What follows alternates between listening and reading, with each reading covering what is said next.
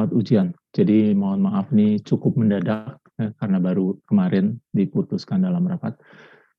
Setiap mahasiswa diwajibkan untuk mengikuti tryout ujian 1 yang akan diadakan untuk kuliah ini.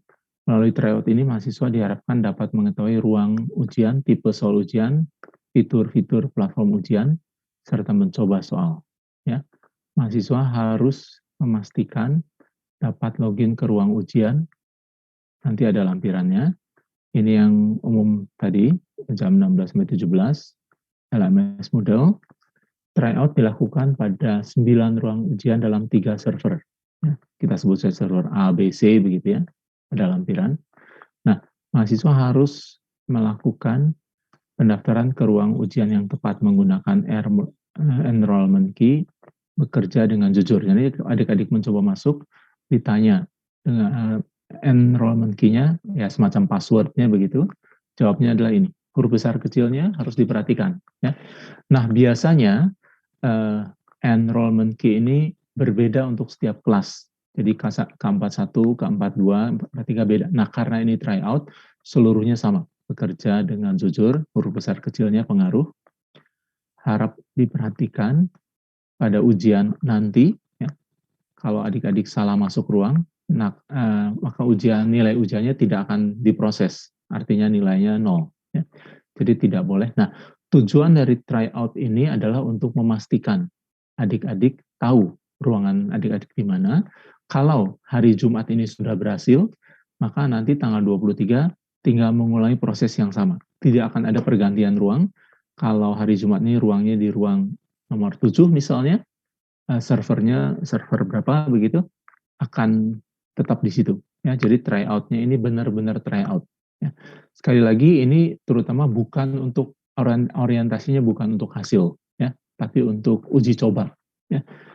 Sekali lagi mohon maaf, harusnya ini dilakukan di awal, jadi adik-adik harus mempelajari cukup banyak sistem ya, EduNext. Tadinya LMS ini nggak akan digunakan lagi, tapi karena EduNext-nya belum siap, mau tidak mau harus pindah. Mahasiswa mengerjakan 5 soal tryout yang terdiri dari soal isian singkat dan pilihan ganda, ya, yang dapat diakses dalam waktu 60 menit. Ini jauh lebih teruji daripada EduNext karena sudah pernah digunakan untuk ujian tahun yang lalu. Ya, ya sebagai perbandingan, waktu ujian tahun yang lalu menggunakan 2 server, itu ujiannya dibagi 2 atau 3 sesi, sesi A, sesi B, sesi C, jamnya berbeda, soalnya dikocok dan sebagainya. Ya panitia membuat soal lebih banyak harusnya. Petunjuk pengisian nanti ada lampirannya. Selama mengerjakan tryout, mahasiswa harap beradaptasi dengan fitur-fitur yang tersedia. Jadi betul-betul uji coba. Ya. Jangan terlalu memaksakan untuk hasil. Ya. Hasilnya ini digunakan untuk menolong, sama seperti KBF yang lalu. Ya. Jawablah soal-soal dengan petunjuk yang diberikan. Begitu. Nah, sama seperti yang lalu, seandainya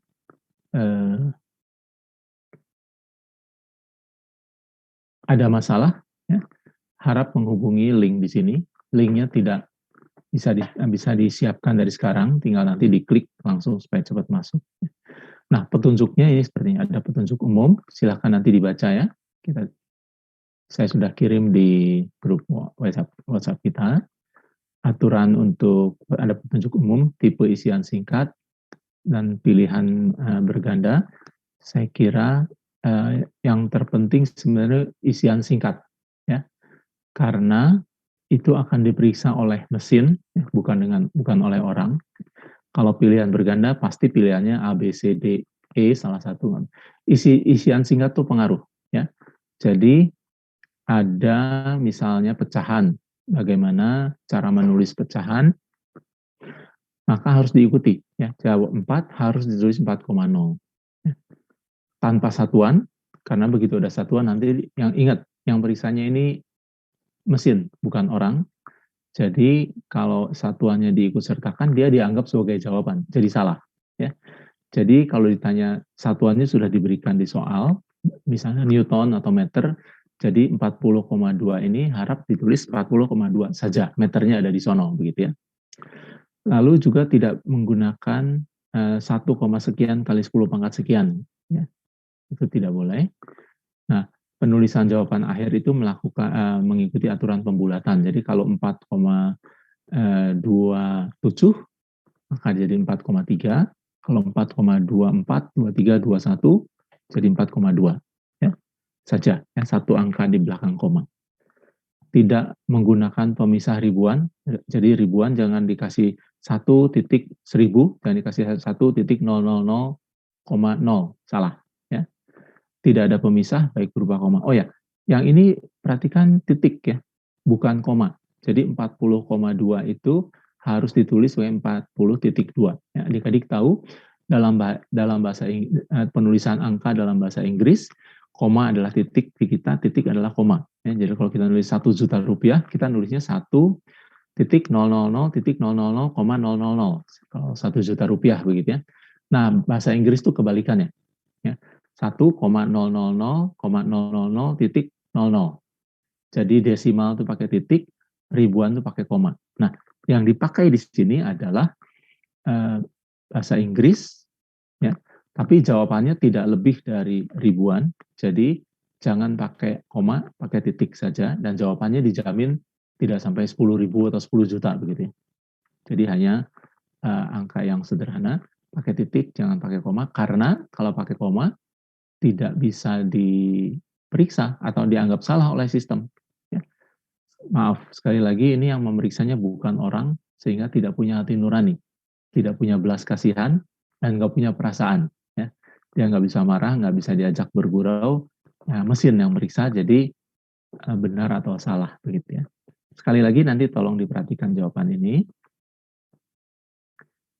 Nah, ada contoh-contohnya. Saya kira yang penting adalah ini. Ya. Jadi kita itu ada di sini saya kira FTTM Cirebon. Hati-hati, bukan FTTM yang atas. Yang FTTM yang atas itu, oh kebetulan sama ya, Sipendi. Ya. Jadi di sini servernya saya kira ada 3 ya. Ada Sipendi, inilah server yang paling baru, relatif paling besar kapasitasnya. Ada servernya punya FMIPA, ini dipakai bersama, matematika, kimia, fisika, astronomi. Ya. Lalu kuliah ini untuk TPB. Nah, karena ini ujian ini sebenarnya proyeknya proyek TPB, tapi server TPB tidak mencukupi, jadi pinjam servernya FMIPA, masih kurang, akhirnya siapkan server baru Sipendi. Ini apa, sistem pendidikan apa begitu, saya juga kurang hafal. Tapi masih bagian dari FMIPA. Nah, karena itu 3 server ini sudah teruji bekerja dengan baik di tahun yang lalu. Waktu servernya hanya 1, TPB 19, ujiannya dibuat 3 sesi. Waktu ditambah FMIPA masih 2 sesi, terakhir setelah ada 3 bisa jadi 1 sesi, dan sedikit sekali yang bermasalah. Saya ingat terakhir itu di bawah 5% dari 3.000 orang itu yang bermasalah karena bermacam-macam masalah. Ya. Termasuk internet di tempat mahasiswa tersebut kurang stabil. Ada. Jadi presentasinya sudah jauh lebih baik dari EduNext. Baik, karena kita ada di kelompok ketiga ini, 36 sampai 45, berarti adik-adik ingat, adik-adik servernya ini, dan link untuk masuk ruang ujiannya adalah ini. Ya. Ya, nanti bisa disiapkan sebelumnya supaya oke. Sekarang hari Rabu. Baik, mungkin ada sekarang jam berapa ini? Oke, nggak apa-apa. Nanti saya karena ini baru diputuskan ya kemarin saya sudah tanya saya tidak perlu membuat klaster sendiri. Jadi nanti hari Jumat Jumat pagi ya kita akan pakai waktu untuk coba masuk ke kelas. Karena saya sekarang belum tahu apakah kelas kita sudah siap atau belum. Setelah selesai kuliah ini, kalau adik-adik mau mencoba boleh. enrollment key-nya sudah diberikan di atas tadi ya. Saya juga belum mencoba masuk karena kemarin sore baru rapatnya selesai. Yang penting adik-adik kalau sudah bisa masuk satu kali ke sini nanti hari Jumat sore pasti bisa, dan tanggal 23 juga pasti bisa. Jadi yang penting pernah masuk dulu ke sini ya dengan enrollment key, atau ya anggaplah enrollment key itu kalau adik-adik bingung anggap saja password ya. Password untuk masuk ke kelas. Nah, karena passwordnya seragam untuk semua, jadi gampang mengingatnya. Nanti kalau untuk ujian, kemungkinan dibedakan passwordnya tiap kelas beda-beda, tiap kelompok bisa beda-beda. Ya. Jadi untuk sekarang passwordnya sama satu untuk semua, tapi untuk ujian benerannya bukan tryout kemungkinan akan berbeda. Nanti akan diberikan apakah tetap sama atau berganti. Baik, jadi ini pengumuman yang agak mendadak ya, sesuai dengan kendala yang ada. Sampai sini apakah ada pertanyaan dari adik-adik?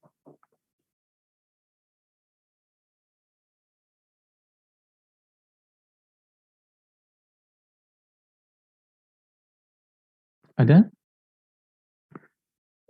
Pak, saya ingin bertanya, Pak. Iya, boleh, Ganes. Untuk mengenai LMS Moodle itu, apakah ada rentang error untuk jawabannya? Iya, ada. Ada rentang error, jadi tapi tidak terlalu besar. Ya. Jadi kalau misalkan tadi 4,2 jawabnya, berarti harus titiknya 4,2 ya. Nah, biasanya rentangnya itu diberikan dalam bentuk 1% misalnya, atau 5% gitu. Nah, jadi kalau jumlahnya itu 44,2, adik-adik tulis 44,3, masih ada harapan benar, atau 44,1. Ya. Tapi kalau jawabnya 4,2, ya, adik-adik tulis 4,3 atau 4,1, mungkin salah. Ya. Jadi tolong perhatikan pembulatannya itu harus, adik-adik kan pakai kalkulator mungkin ya. Nah, kalau ada sederetan angka yang seperti yang di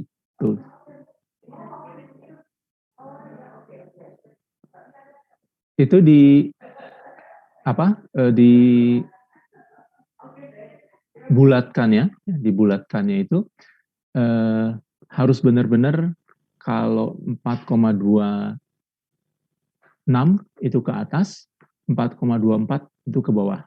Nah, aturannya seperti ini. Kalau 4,25 itu bagaimana? Ya, 4,25 itu bagaimana? Ya, itu tanda tanya. Ya, jadi saya pikir lebih aman yang 4,25 ke bawah aja bulat, yang 6 baru ke atas, begitu ya, di pembulatannya. Nah, kalau adik-adik salah membulatkan, misalnya adik-adik jawab 4,3, ya, itu bisa saja jawabnya dikategorikan salah. Ya.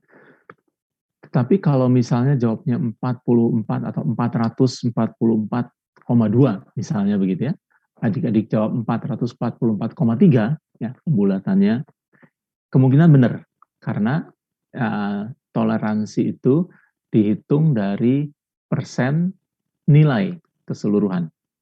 Misalnya dibuat 1%, kalau dari 4,2 itu kecil sekali batasnya. Ya. Jadi nggak bisa bergeser banyak begitu. Tapi kalau dari 442, sekian, gitu. Nah itu kan kalau dihitung 1% itu kan bisa 4. Ya. Jadi agak longgar begitu. Ya.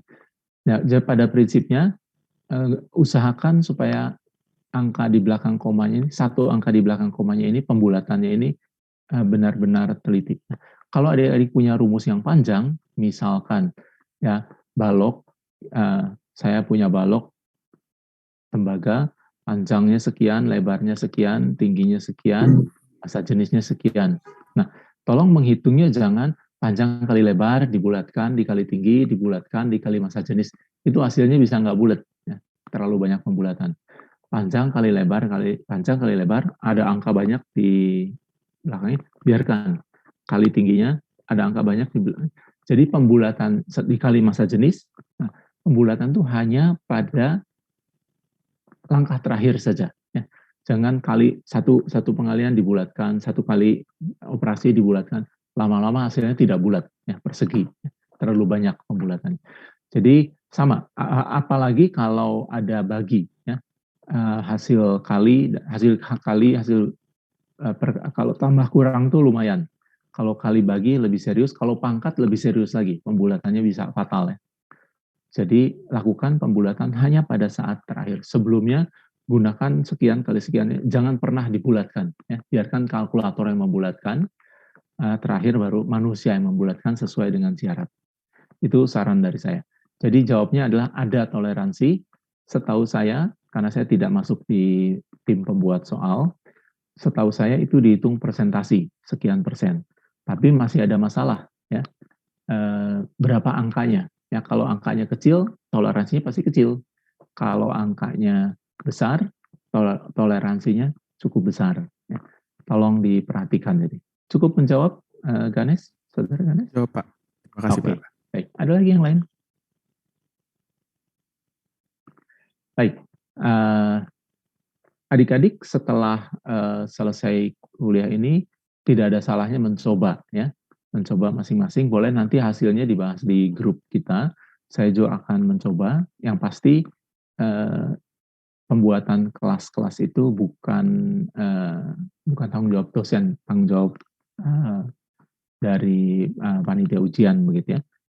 Tapi kalau ada apa-apa sebaiknya dilaporkan supaya saya bisa minta diselesaikan kalau bisa sebelum Jumat pagi, ya, supaya Jumat pagi sudah bisa benar-benar masuk tryout. Oke, baik. Lalu hal yang kedua yang disampaikan dari hasil rapat kemarin adalah tentang KBF, ya. Ada beberapa orang mungkin yang merasa atau benar-benar dirugikan karena kegagalan sistem yang ada pada waktu itu. Kami sudah janji waktu itu untuk KBF itu tujuannya uji coba, tidak akan merugikan mahasiswa, ya. Jadi ada KBF 1 yang lalu ada kuis-kuis yang lain nanti akan digabung. Jadi misalkan kita ada beberapa kuis, nanti kalau yang KBF-nya baik, ya bisa dipakai untuk menambah nilai kuis itu. Yang KBF-nya tidak baik karena alasan apapun, ya itu tidak akan digunakan, tapi diganti dengan nilai kuis yang lain, yang terbaik, ya, supaya adik-adik tidak rugi. Nah, tapi yang masalah memang kalau adik-adik KBF-nya kurang beruntung, lalu kuisnya tidak baik. Nah, itu tentu tidak ada harapan untuk menolong. Masih bisa dari physics challenge, ya. Saya akan berikan beberapa penilaian untuk physics challenge, terutama untuk yang di perbatasan sesuai perjanjian kita. Jadi memang untuk kemarin sempat perbincangkan juga apakah tidak sebaiknya hasil KBF itu seluruhnya tidak digunakan, ya. Nah, ada, ya biasalah, ada pro dan kontra juga, karena ada beberapa orang yang hasil KBF-nya baik, agak sayang juga kalau tidak digunakan. Nah, ini mau tidak mau dosen akhirnya harus menanggung posisi agak sulit, begitu, ya. Kami berusaha untuk adil seluruhnya. Jadi yang pasti nilai KBF yang jelek tidak akan diperhitungkan, tapi seandainya tidak diambil diperhitungkan, bobotnya juga akan dikurangi, ya. Jadi tidak akan menjatuhkan, ya. Mungkin tidak bisa menolong, tapi tidak akan menjatuhkan. Atau kalau itu paling menguntungkan untuk adik-adik, diganti dengan nilai kuis yang paling tinggi dari adik-adik. Ya, itu adalah kebijakan itu diserahkan kepada dosen masing-masing. Yang pasti, seperti saya sudah janjikan, KBF tidak akan merugikan penilaian adik-adik, ya. Jadi nanti kita cari caranya. Tapi memang berarti kuis dan PR adik-adik harus baik, ya, supaya mudah bagi saya untuk saya ambil keputusan ini untuk menggantikan KBF, gitu, ya. Tapi yang KBF-nya kebetulan baik pasti akan digunakan. Nah, itu keputusan dari koordinator kemarin, ya. Cukup jelas adik-adik. Jadi jangan terlalu khawatir atau apa dengan KBF. Juga yang untuk besok, ya, lusa, ya. Terutama adalah mencoba menjajal tryout sistem, bukan mengejar hasil.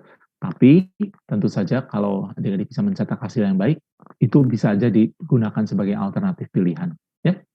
Baik. Pada prinsipnya tes platform itu tidak boleh menjatuhkan nilai adik-adik, tapi kalau menambah keuntungan, ya silahkan saja, ya, begitu. Baik, cukup Jelas adik-adik sekalian? Nah, Jelas, Pak. ya, baik. Kalau tidak ada pertanyaan dari hal ini, kita tryout dan KBF dan UTS, kita masuk ke dalam pembahasan tutorial. Ya, silahkan kalau ada adik-adik yang mau bertanya dari apa yang dibahas. Saya coba share soalnya dulu. Ya, ini adalah soal, bisa terlihatnya adik-adiknya. Ini soal tutorial momentum linier. Ada A5 pertanyaan dan B10 pertanyaan. Silahkan, kalau ada yang mau ditanyakan dari 15 soal ini. Ya, saya akan coba jawab. Kalau tidak, kita lihat solusinya.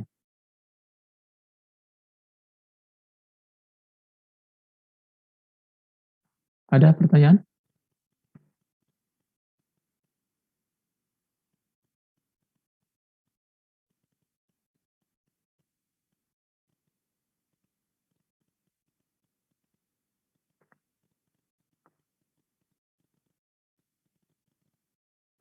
Cukup Pak, mudah soalnya adik-adik, tidak ada yang kesukaran. Pak, izin bertanya Pak. Oke. Siapa? Boleh sebut timnya? Yang terakhir dapat 3 terakhir itu 388 Pak. 388 Farli, ya Farli. Ya, Pak. Ini Pak, saya bingung cara pengerjaan nomor 9B ini Pak, yang di layar. B9. Ya, Pak. Yang ini ya, yang pas ada di layar ya. Ya Pak. Oke, coba kita lihat ya, sama-sama ya. Sebuah balok massa 5 kg bergerak kecepatan 8 M1 ya.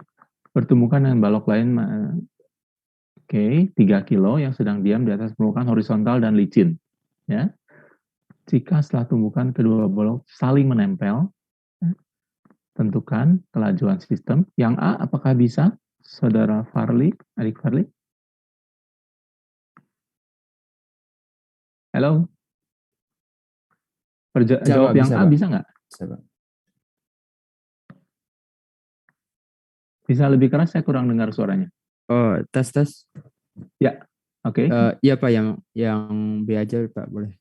Yang A tidak masalah ya. Berarti hukum kekekalan momentum berlaku, tetapi M1 dan M2-nya menempel. Berarti V1 final dan V2 final adalah sama. Ya. Seberapa jauh bidang kasar yang membentuk sudut 37 dengan horizontal bergerak sebelum akhirnya benda berhenti. Ya. Ingat, bidang miringnya ini kasar, ya. Ada muka, tapi karena sejak awal benda sudah bergerak, maka tidak perlu lagi μs, tidak ada peralihan dari μs ke μk, yang ada adalah peralihan dari μk sama dengan 0 menjadi μk sama dengan 0,25 atau seperempat. Ya. Oke, nah satu hal perlu diingat, pada prakteknya μk ini tidak konstan, ya, tidak konstan. Dia seringkali terpengaruh atau bergantung kepada kecepatan. Jadi ceritanya cukup rumit. Kalau suatu benda bergerak dengan 100 meter per detik, misalnya di atas ada gesekan begitu ya, sebut μk-nya, dia ada μk-nya itu sebenarnya tidak konstan. Ya. Biasanya makin cepat benda itu, maka gesekannya makin kecil, ya, bergerak. Nah, artinya apa? Ketika benda itu mengalami perlambatan, kecepatannya makin pelan, gesekannya bisa makin besar. Nah, tapi untuk menyederhanakan masalah, itu di dunia real yang saya sebut tadi. Untuk menyederhanakan masalah, supaya adik-adik tidak bingung, tidak susah, begitu, μk itu dianggap konstan. Ya, biasanya itu fungsi dari kecepatan. Oke, nah baik. Jadi adik-adik bisa menghitung kecepatan, di bidang datar itu semuanya selesai di soal A. Jadi kecepatan benda 1 dan benda 2 itu sudah diketahui pada saat dia ada di tikungan, ada tepat di titik potong. Ya, titik potongnya ini di sini kira-kira tempat. Nah, jadi ada gerak 1 Romawi itu di bidang datar dan gerak 2 Romawi itu di bidang miring. Ya, kecepatan akhir energi kinetik di akhir segmen 1 Romawi menjadi kecepatan akhir dan energi kinetik di gelombang di gerak yang kedua, potongan gerak yang kedua Romawi. Ya. Lalu di sini berlaku hukum kekekalan momentum dan hukum kekekalan energi. Di sini tidak. Ya. Berlakunya adalah HKEM yang terkoreksi. Ya. Kenapa? Karena ada gesekan. Ya. Ada mu K, ada N, perhatikan N di bidang miring 2 Romawi tidak sama dengan N di sini. Ya. Ada N, N-nya 2 benda bersatu. Ya. Jadi ada gaya gesek. Nah, ingat, yang saya bilang tadi, untuk kesederhanaan soal, mu K dianggap konstan. Kalau N-nya konstan, tidak sama dengan yang tadi, ya, tapi konstan sepanjang bidang 2 Romawi ini, maka N-nya diketahui, F kecilnya diketahui, maka W karena F bisa diketahui. Kerja yang dilakukan oleh gaya gesek untuk menghambat gerak benda. Kita sebut W F kecil, friksi, W friksi. Yaitu tidak lain adalah gaya gesek tersebut dikali perpindahan. Nah, tapi masalahnya adalah perpindahan yang ditanya, seberapa jauh?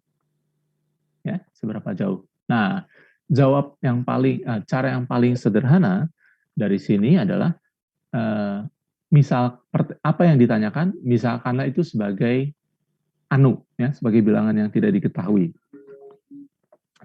Misalnya, kalau saya sebut X, nah takutnya nanti bingung dengan sumbu X ini, atau sumbu X di bidang miring. Jadi mungkin saya jawab apa huruf yang belum dipakai. Mungkin S begitu ya, S kecilnya. Misalkan benda bergerak sejauh S. Nah, gaya yang, joule, ya, joule, energi yang hilang karena gaya gesek adalah besarnya gaya gesek dikali perpindahan, bukan? W sama dengan F kali S, bukan? S-nya adalah yang dimisalkan tadi. Ya. Jadi, kita membuat satu bilangan yang tidak diketahui. Nah, setelah itu diketahui, dalam bentuk S tentu, angkanya belum. Ya. Jadi, WF-nya diketahui, di sepanjang gerak 2 Romawi ini, berlaku hukum kekekalan energi mekanik yang dikoreksi, bukan?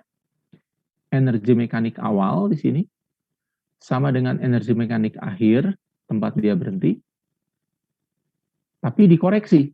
Kenapa? Ruas kiri sama ruas kanannya tidak tepat sama, yang ruas kanannya harus dikurangi dengan W atau joule yang hilang karena gaya gesek, yaitu yang dimisalkan tadi, gaya F kecil dikali S.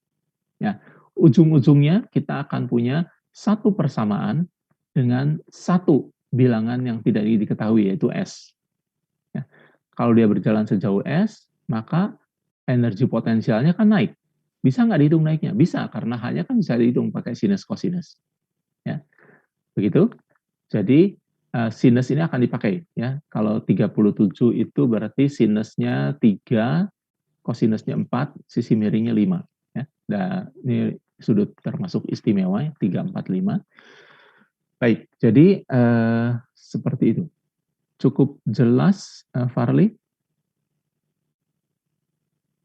Sorry. Tadi yang bertanya, betul ya? Farli, iya, ya? benar Pak. Mau coba dulu?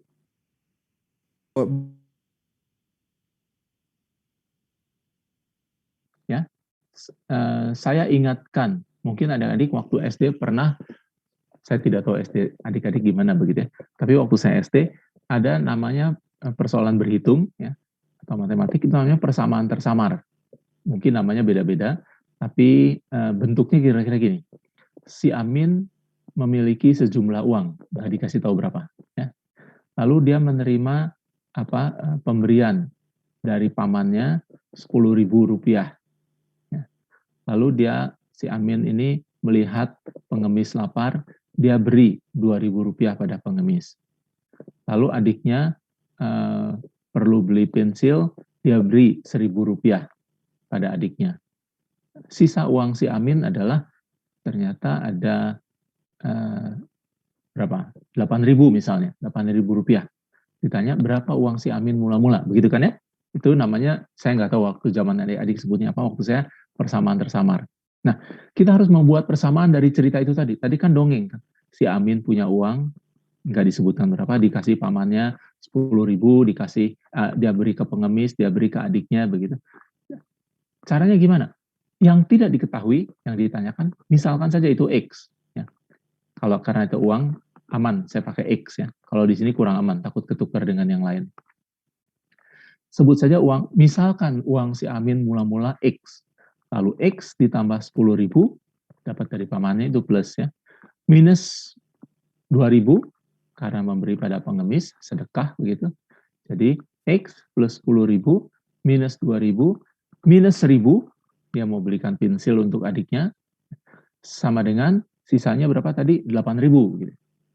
Nah, X tambah 10.000 kurangi 2.000 kurangi 1.000 sama dengan 8.000. Nah, itu adalah satu persamaan, satu baris persamaan dengan satu bilangan anu atau satu bilangan yang tidak diketahui, yaitu X. Maka X-nya pasti ketemu. Ya, itu, nah prinsipnya sederhana banget, satu persamaan dengan satu bilangan anu atau yang tidak diketahui pasti selesai. Nah ini juga sama. Ya. 9B itu adalah yang dipakai adalah HKEM terkoreksi, ya, itu persamaannya. EP dan EK awal diketahui,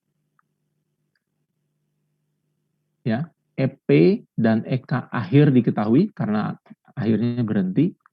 W-nya juga diketahui. Memang masih mengandung S semuanya. Satu-satunya yang tidak diketahui adalah S. Satu persamaan dengan satu bilangan yang tidak diketahui. Secara prinsip dia pasti selesai. Nah, apakah jawabnya benar atau salah? Itu adik-adik harus hati-hati ngitungnya. Kalau ngitungnya salah ya salah. Kalau ngitungnya benar ya benar. Jadi pertama harus membuat persamaannya dengan benar dulu. Seperti si Amin tadi, X ditambah 10.000 dikurangi 2.000 dikurangi 1.000 sama dengan 8.000. Kalau minus 2.000 ini saya ganti dengan plus 3.000 jadi salah. Menyusun persamaannya harus benar dulu, dari dongeng sampai ke persamaan. Setelah itu, operasinya juga harus benar. Kalau persamaannya sudah benar, tapi 3.000-nya pindah ke kanan, tetap jadi minus, 10.000 pindah ke kanan, tetap jadi plus, ya salah semua. Ya. Oke, jadi seperti itu kira-kira ya penyelesaiannya. Baik, Saudara Farli, silahkan dicoba ya. Siap, Pak. Nah, saya kira hitungannya tidak sukar. Oke, baik, ada pertanyaan lain?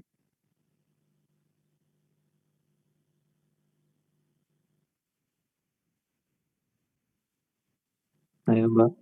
Iya, boleh tolong NIM-nya berapa? 342, Pak. 342. Krisna ya? Iya, Pak. Oke, Krisna pertanyaannya apa? Saya mau tanya yang nomor 10B, Pak. 10 ya, pas di bawahnya. Oke, sebuah inti atom tidak stabil. Ini bilangannya kecil sekali ya. Ini sekitar massa proton kalau saya tidak salah. Ya, protonnya. Mula-mula dalam keadaan diam, kemudian pecah menjadi 3. Ya, pecah menjadi 3. Partikel ke 1.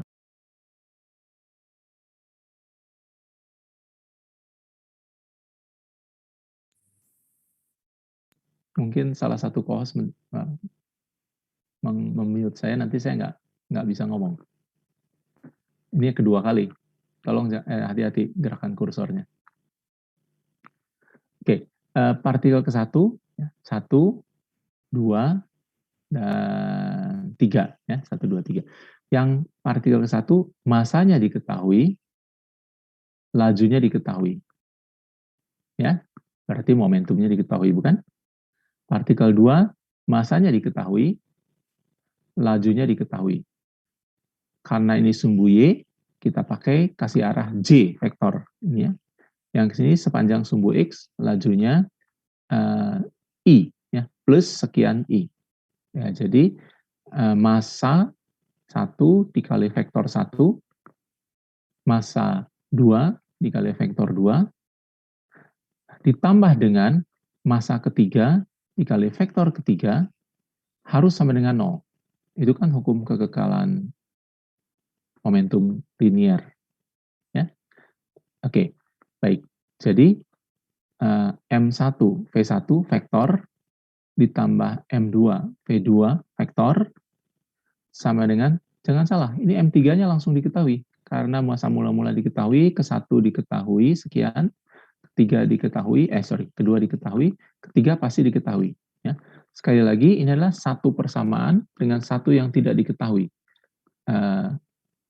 Momentum mula-mula adalah 0, ya, karena sekian dikali 0 sama dengan 0, sama dengan masa 1 dikali vektor ke-1, sekian J, ditambah masa kedua dikali vektor kedua, sekian I, ya.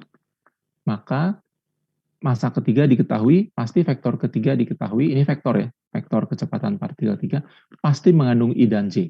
Ya.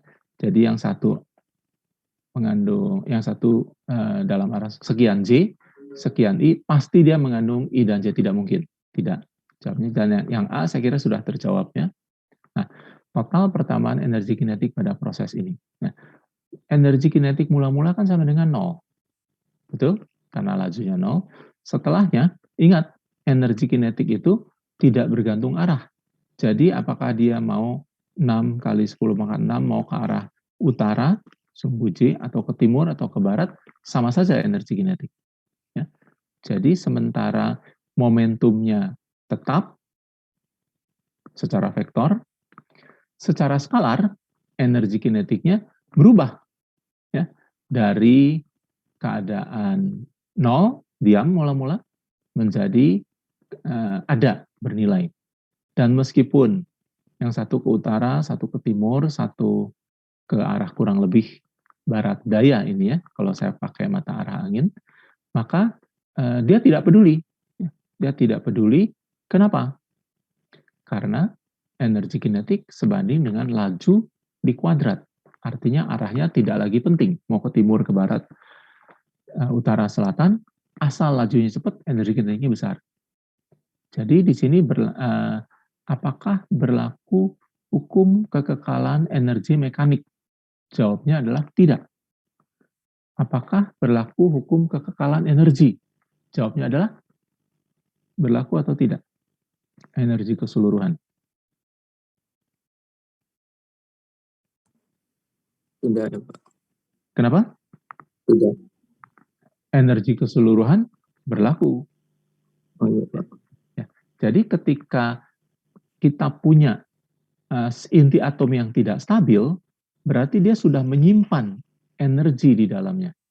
Ya.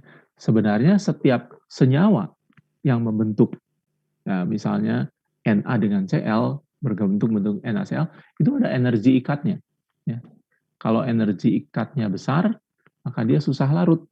Kita kenal beberapa garam kan tidak larut atau sukar larut dalam air. NaCl termasuk yang mudah, berarti energi ikatnya kecil. Nah itu atom dengan atom atau ion dengan ion, Na plus dengan Cl minus. Ya. Ini bukan, ini adalah dalam satu atom. Jadi atom yang tidak stabil itu berarti jumlah protonnya, ada neutron, ada proton, ada elektron, tidak terlalu stabil. Mereka cenderung pisah-pisah. Ya. Tapi mereka menyimpan sejumlah energi. Jadi dia punya energi internal. Ini mirip seperti apa? Mainan yang setengah bola dengan setengah bola dikasih pegas di dalamnya. Kalau dia diikat dengan tali, talinya putus, dia meledak. Kenapa? Karena waktu saya mengemasnya, saya sudah memasukkan energi ke dalamnya. Jadi hukum kekekalan energi kinetik tidak dipenuhi, hukum kekekalan energi potensial tidak dipenuhi, mekanik kan jumlah kedua. Tapi energi umum tentu dipenuhi. Ya, ada dalamnya energi pegas. Waktu saya merekatkan kedua belahan bola ini, saya keluar energi masuk di sana dalam bentuk energi pegas setengah kx kuadrat. Ya. Jadi energi keseluruhan tetap dipenuhi. Ya, bahkan ini masanya tidak berkurang. Jadi M1 ditambah M2 ditambah M3 sama dengan masa mula-mula. Ya. Yang disebut reaksi inti, bom atom misalnya, itu terjadi pemecahan massa, satu massa menjadi 2 atau 3, yang kalau dijumlah-jumlah tidak sama. Ada massa yang tanda petik hilang.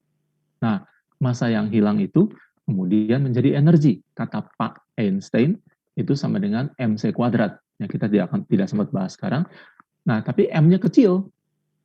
Ya, tapi C-nya besar. Di kuadrat pula. Ya, jadi energi yang sangat besar.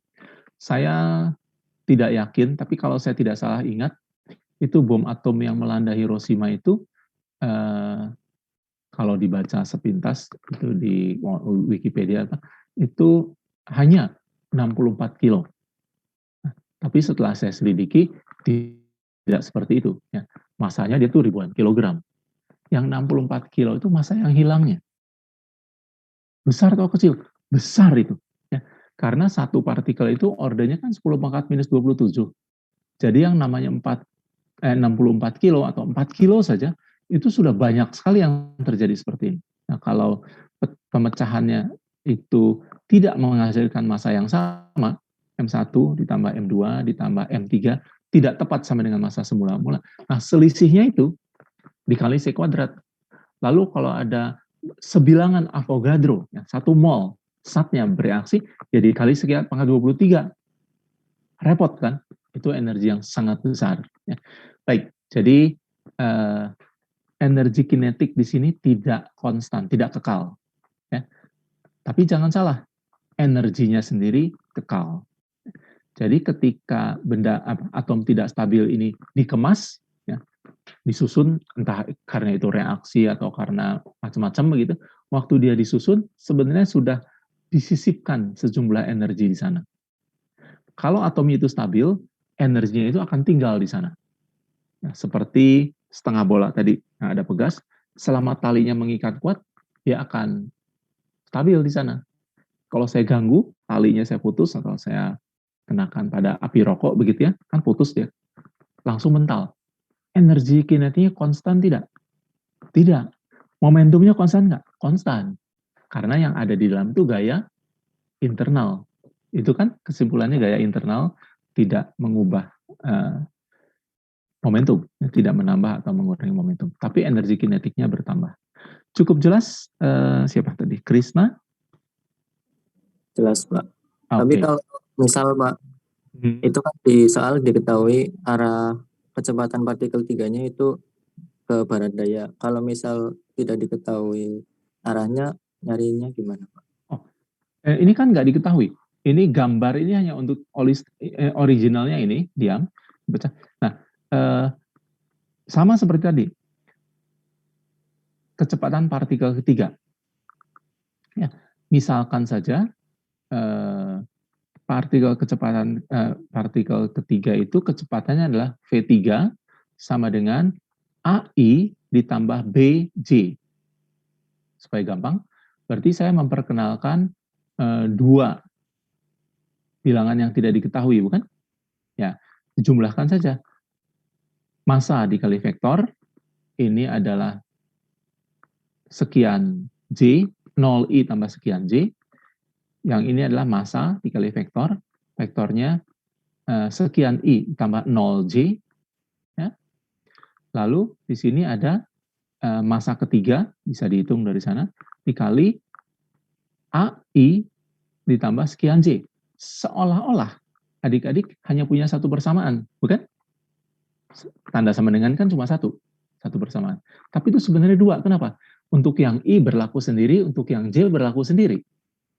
Kan I-nya harus kekal, J-nya harus kekal. Ya. Tepatnya adalah M1 dikali J, itu harus sama dengan M3 dikali V dalam arah J-nya tadi, BJ. Ya. Yang dalam arah sumbu X-nya berlaku M2 dikali 4, berapa itu? 4 kali 10 pangkat 6 sama dengan AJ. Jadi nanti keluar A-nya berapa, B-nya berapa. Seolah-olah adik-adik punya satu persamaan dengan dua yang tidak diketahui. Oh, nggak bisa selesai itu. Tapi khusus untuk vektor bisa. Karena I-nya menghasilkan persamaan sendiri, J-nya menghasilkan persamaan sendiri.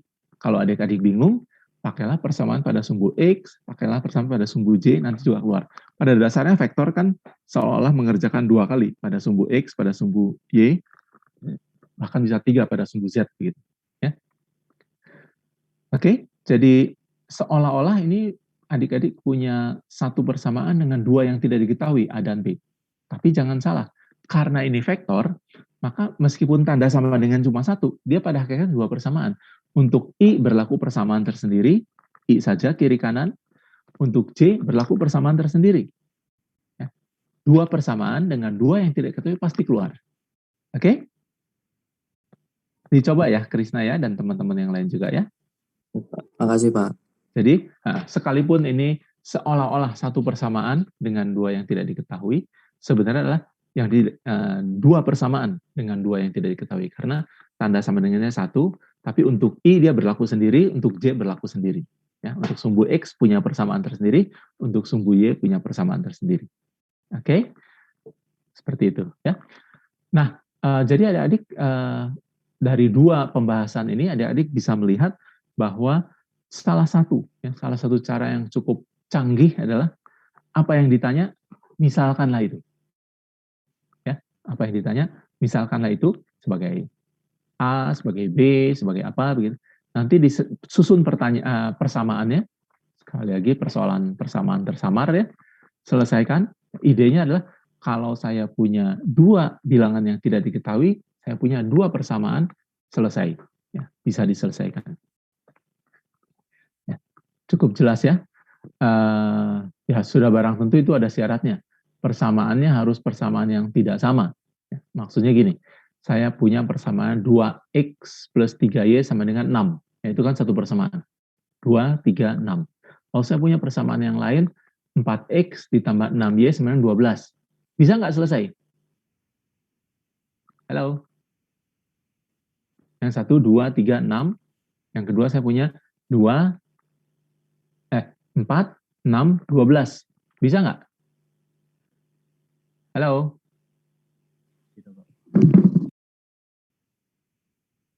Halo? Kalau saya punya dua persamaan, 2x plus 3y sama dengan 6.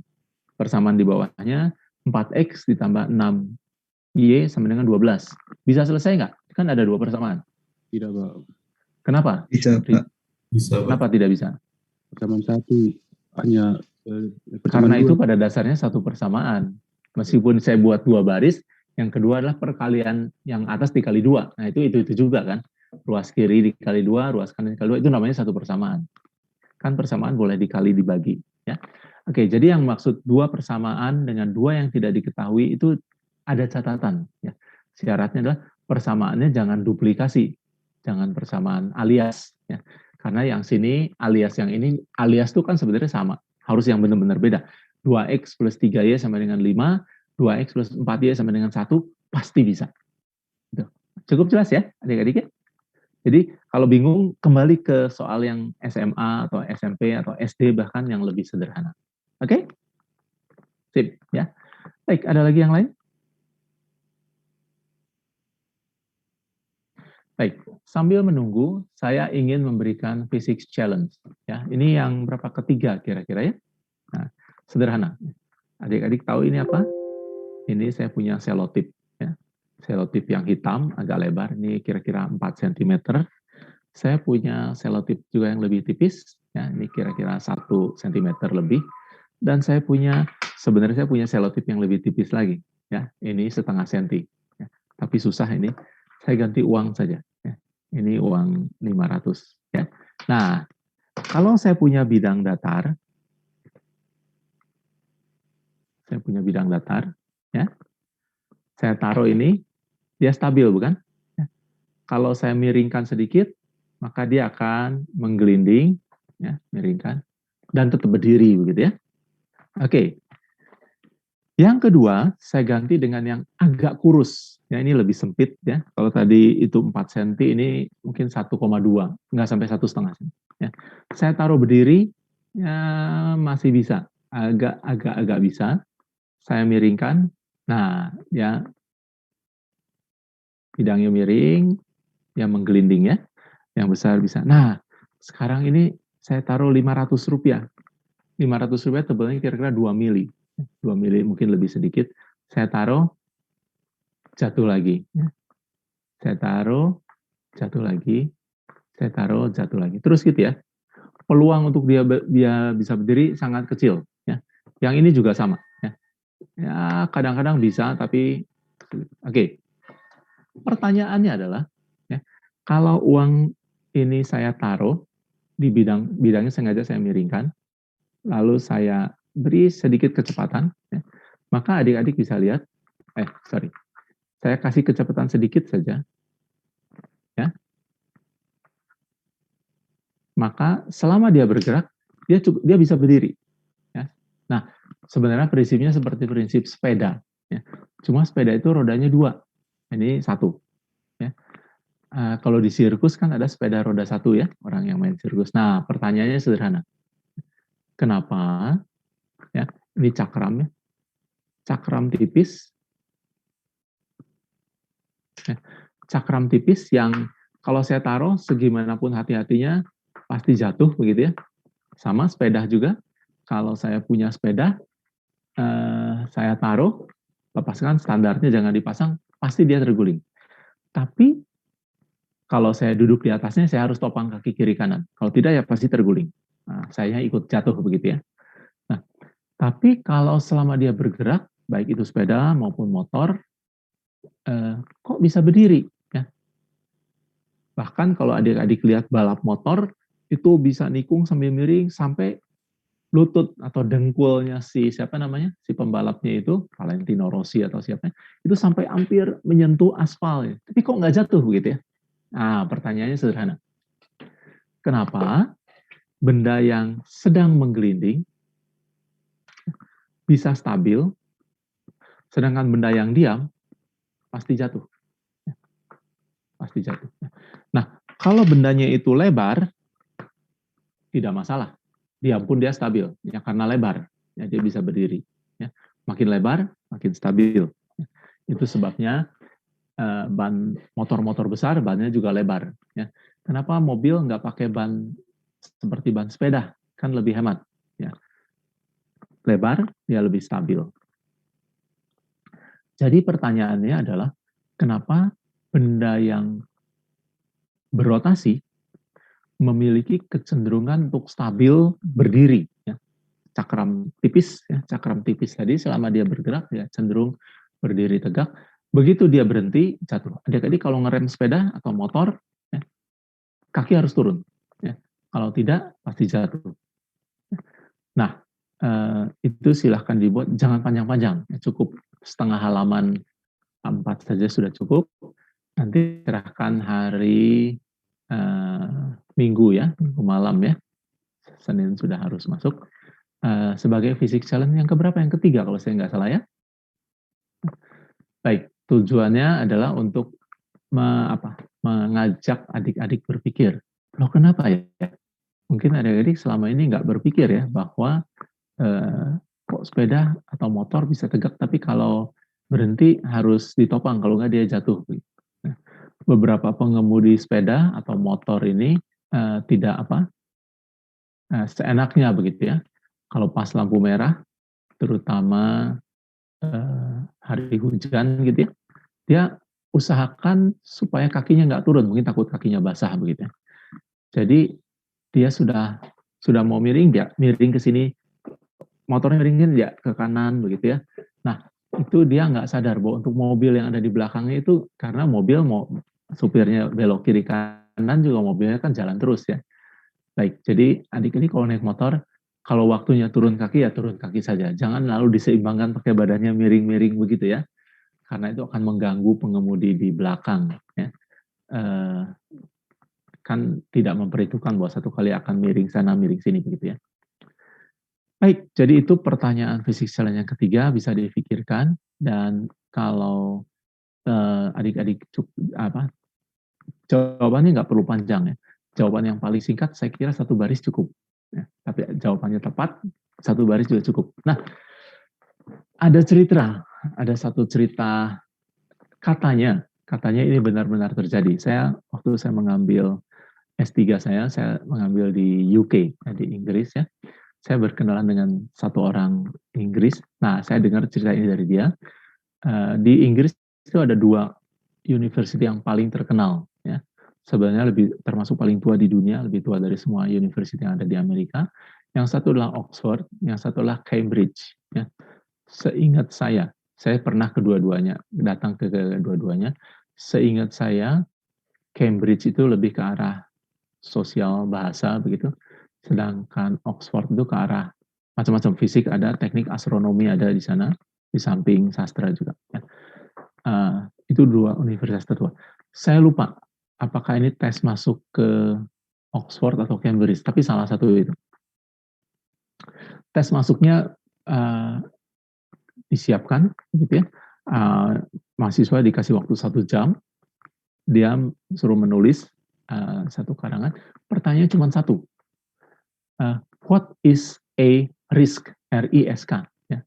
What is a risk? Dikasih satu helai kertas, dikasih waktu 1 jam. Nah, ada seorang calon mahasiswa yang mengisi nama, tes, nomor tes, dan sebagainya, lalu 5 menit atau kurang, dia sudah keluar. Ya. Kaget, dan ternyata dia diterima. Ya. Dia diterima untuk jadi mahasiswa di kampus tersebut. Kira-kira menurut adik-adik, mengapa dia bisa berbuat begitu cepat tesnya? Ada yang mau jawab? Silakan di-unmute lalu jawab. Saya Pak izin jawab Pak. Ya, Fadlian. Ya. Kan pertanyaannya what is risk ya Pak? Apa itu Ya. risiko? Nah dia dengan PD-nya dia tidak menjawab soal itu karena menurut dia dengan tidak menjawab itulah risiko Pak. Kalau dia tidak menjawab bisa dihitung 0 ya. Iya Pak. Nah, dia bukannya tidak menjawab, dia menjawab. Oh menjawab tapi nyeleneh gitu ya Pak? Apa jawabnya kira-kira? Kurang tahu Pak. Cuma 2 kata. This is. Lalu dia tinggal. Ya itu Pak. Jadi, what is a risk? Itu what is a risk gitu ya. 4 tanda tanya. Answer, jawabnya. This is. Lalu dia tinggal. Ya. Dan dia diterima. Kenapa? Karena si penguji menganggap orang ini sudah tahu dengan tepat apa arti kata dan dia bisa menjawab dengan singkat. Ya. Jadi jangan salah adik-adik, jawaban yang menghasilkan nilai yang baik itu bukan yang panjang, tapi yang tepat. Ya. Kalau adik-adik bisa menjawab dengan singkat, tepat, ya, to the point begitu ya, nggak nyerempet begitu. Nah, alangkah baiknya. Ya. Jadi jawaban cakram tadi atau sepeda atau motor itu cukup 1 baris, ya. Cukup 1 kata, bukan 1 kata, satu istilah itu keluar, sebenarnya sudah beres begitu ya. Oke, tapi kalau mau panjang boleh lah, tapi jangan sampai 1 halaman A4, ya. Setengah lah cukup. Kalau A4 tuh kemungkinan adik-adik nggak ngerti, jadi cerita ngaler ngidul begitu ya, dengan harapan kalau ceritanya panjang bisa ada nggak benar di sini, mungkin benar di sini begitu. Itu namanya nyerempet. nyerempet mudah-mudahan kena begitu ya. Coba jawaban yang to the point begitu ya. Oke, itu selingan. Itu nggak ada poinnya, itu bukan masuk physics challenge ya. Yang this is a risk tadi. Tapi kalau yang cakram itu adalah physics challenge kita yang ketiga. Jadi jawabannya tentu saja tidak seperti yang si risiko itu tadi ya. Ada jawaban fisikanya, tapi cukup singkat, tidak usah diperpanjang. Baik, silahkan. Kalau ada pertanyaan lagi dari baik sekarang jam 4 lebih masih ada waktu, baik dari solusi untuk soal berkas keempat, tutorial keempat, ataupun dari konsep, silahkan kalau ada yang mau ditanya. Sayang waktunya kalau tidak digunakan. Saya minum sebentar.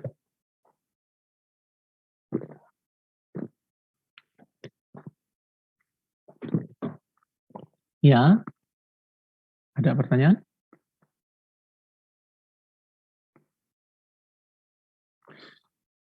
Oke. Nah, di EduNext kita itu sengaja masih ada saya link untuk PR tahun lalu ya. Saya tidak hapus sengaja walaupun saya bisa, itu adalah kelasnya Pak Sparisoma tahun lalu dia berikan dan saya sengaja biarkan di situ supaya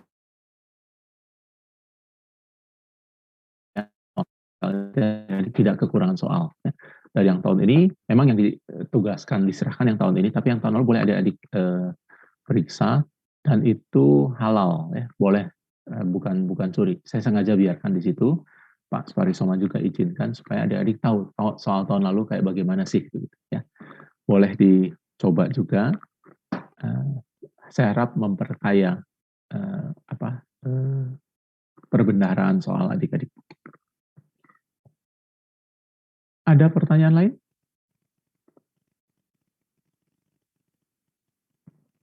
Oke. Kalau tidak ada pertanyaan, apakah adik-adik mau mencoba masuk ke si pendinya sekarang karena kita masih ada waktu? Boleh ya, saya kira.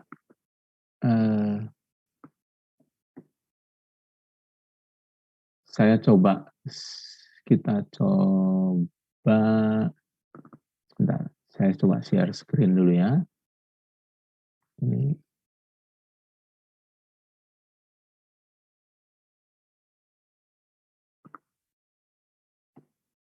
Baik. Tadi itu yang kelas kita itu ada di si Pendi FMIPA ITB ACID ya. Saya coba copy.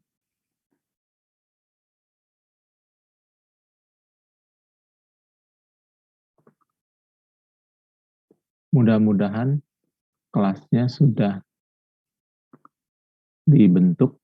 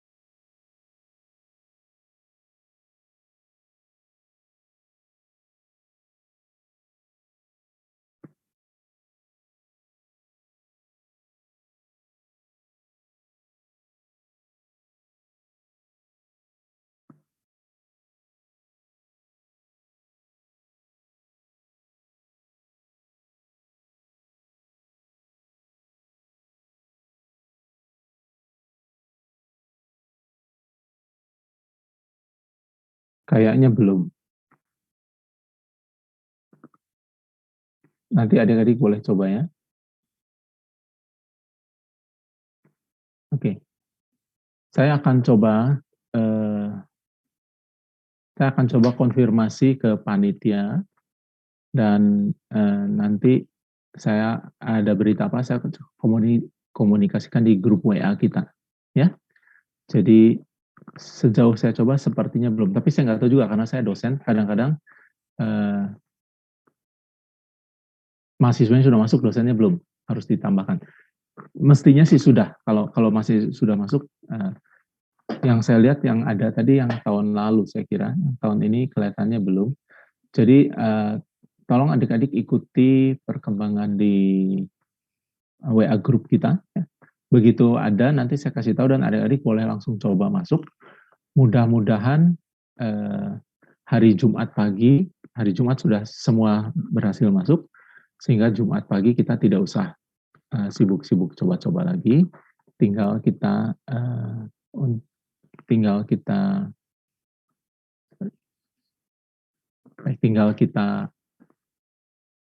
lanjutkan kuliah kita saja.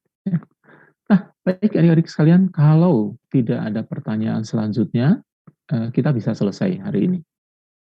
Benar, tidak ada pertanyaan tentang apapun? Bapak, permisi mau nanya. Teman Ya, saya silakan. salah masuk. Sorry, jangan terlalu cepat ngomongnya dan agak keras kalau bisa.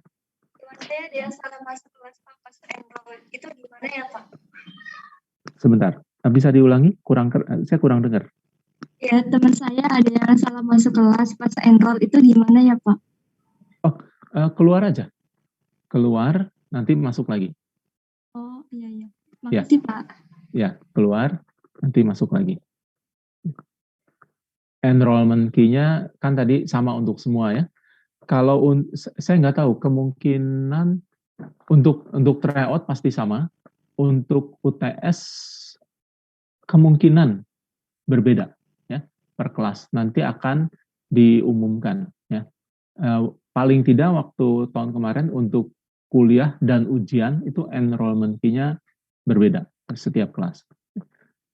Memperkecil kemungkinan salah masuk kelas ya, tapi ya memang harus coba dulu supaya jangan sampai salah masuk kelas. Oke, baik. Kalau tidak ada pertanyaan lain, kita bisa akhiri. Jadi ada assignment 1 untuk hari Minggu malam ya, Minggu jam 19 begitu lah, untuk Physics Challenge yang ketiga ya. Tolong masukkan di EduNext dan MS Team. Baik, terima kasih untuk perhatian dan kehadiran adik. Ya, Saul, Immanuel. Izin bertanya, untuk absennya lewat media apa ya, Pak? Lihat bagaimana ya absennya, Pak? Yang mana nih? Yang hari ini? Iya, Pak. Yang hari ini CX. Rasanya saya udah buat belum? Kalau di saya sih nggak ada, Pak. Sebentar. Jadwal kuliah. Sebentar saya buatkan. Nah, sekarang hari... belum. Ya, saya buatkan sekarang ya. Nanti sampai jam 19 bisa. Baik, Pak. Makasih, Pak. Ya, terima kasih ya. Terima kasih sudah mengingatkan. Iya, Pak. Oke, saya tutup jam 19 nanti ya. Oke, silakan ya. Tutorial 4. Ya, sudah saya inikan, bisa sampai jam 19 nanti. Terima kasih adik-adik sekalian, dan selamat beraktivitas selanjutnya, jaga kesehatan, dan Tuhan memberkati ya. Terima kasih. Baik, terima kasih kembali Pak. Yuk, Terima kasih, Pak. Yuk. Terima kasih Bapak. Sehat selalu Bapak. Mari. Terima kasih, Pak.